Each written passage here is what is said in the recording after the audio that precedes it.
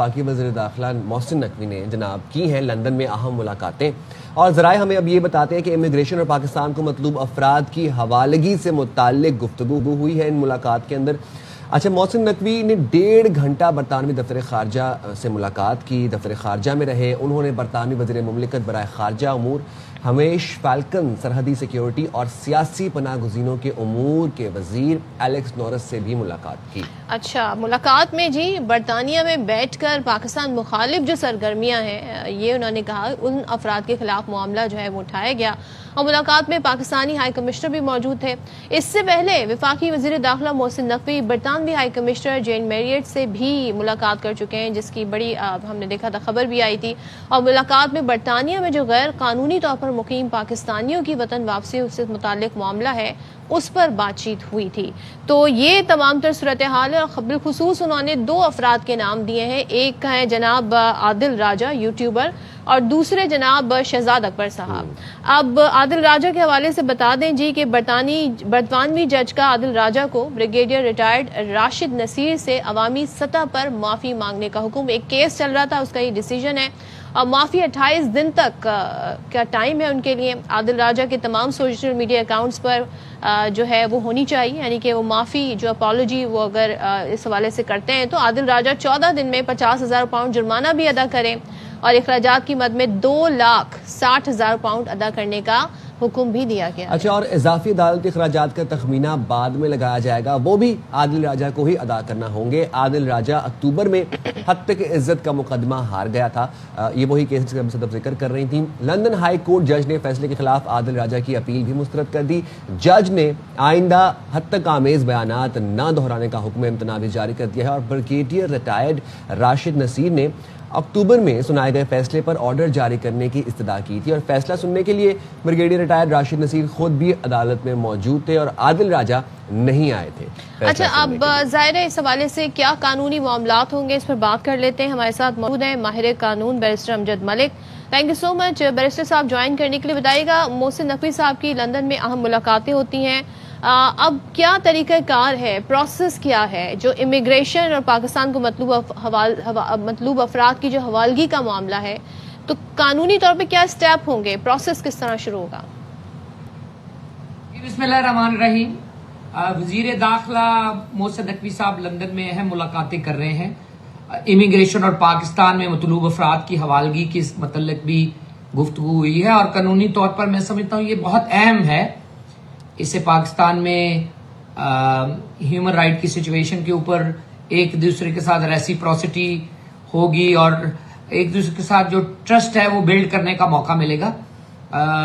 اور جو حالیہ فیصلہ بھی ہوا ہے اس سے جو برطانیہ کو ایک سرزمین کے طور پہ جو یوز کیا جا رہا تھا کہ پاکستان کے خلاف ایک فیک پروپیگنڈا کا پرچار کیا جائے جس سے پاکستان میں ڈیسیجن میکنگ کے اوپر انفلوئنس کیا جائے، اس کی شدت میں کمی واقع ہوگی۔ اس طرح کی ملاقاتیں دور رس نتائج کی حامل ہوتی ہیں، اور پاکستان اور برطانیہ کے درمیان سینٹنس پرزنرز کا کنونشن موجود ہے، لیکن حوالگی مجرمان جو ہے ان کا جو ہے وہ کیس بائی کیس معاملہ ہوتا ہے، لیکن اگر وزیر داخلہ اپنا کیس بلڈ کر سکے تو میرے خیال میں انڈیویجول انفرادی حوالگی ممکن ہو سکے گی۔ اچھا افسر صاحب، پاکستان اور برطانیہ کے درمیان انلیگل امیگرینٹس کی حوالگی کے حوالے سے آلریڈی ایک معاہدہ موجود ہے۔ موجودہ حالات میں یہ معاہدہ کتنا مؤثر ثابت ہو سکتا ہے، اور یہ معاہدہ ہے کیا؟ وٹنسز کے اوپر ہم نے ایک دوسرے کے ساتھ ریسیپروسٹی کی ہے۔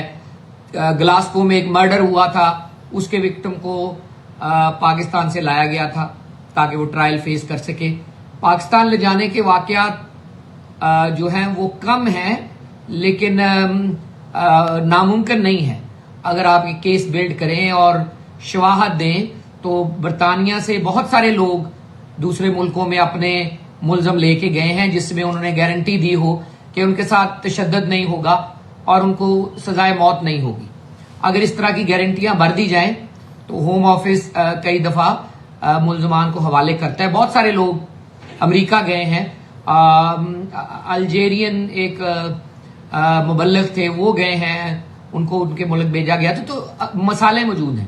پاکستان کو صرف برطانیہ کے ساتھ مل کے अगर हम बरतानिया की बात करें तो वहाँ पर फेक न्यूज़ और प्रोपेगेंडे का जो मामला है इसको कानूनी तौर पर किस तरह देखा जा सकता है और एक्शन क्या हो सकता है इस पर, और क्या इसकी बुनियाद पर हवालगी हो सकती है? बरतानिया में ऑफकॉम है या कंप्लेंट के अदारे हैं, वो बड़ी तेजी के साथ सूरत के साथ फैसला करते हैं। डेफेमेशन लॉज बड़े सख्त हैं कि आप ये देखें ना, ट्वीट के ऊपर मुकदमा जीत लिया। आप देखें कि यहाँ पे आप किसी की फेसबुक के ऊपर जाके कलमात लिखते हैं, उसके ऊपर केस हो सकता है।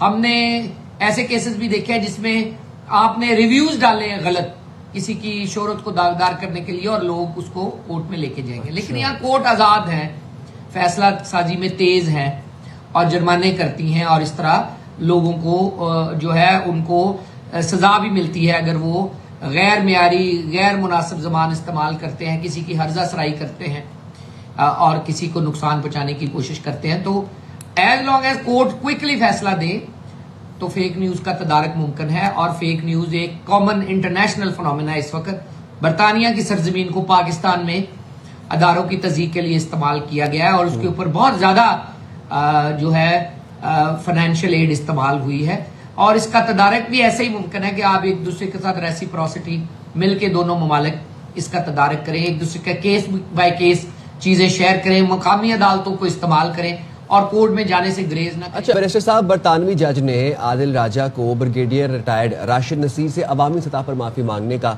हुक्म दिया और ये माफ़ी 28 दिन तक उनके तमाम से सोशल मीडिया प्लेटफॉर्म्स पर रहेगी और ये पहला मामला नहीं है। तो ये जो इस तरह के केसेस हैं, ये कितने ठोस शवाहिद हैं आदिल राजा के अगेंस्ट? ये मेरे ख्याल में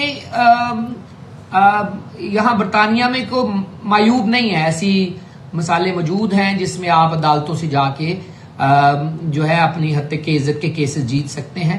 लेकिन सोशल मीडिया के ऊपर इस तरह की प्रचार करने के ऊपर हाई कोर्ट जाके फैसला लेना ये एक मुस्बत बात है, रादर देन कि आप सोशल मीडिया के ऊपर ही उससे लड़ते रहें।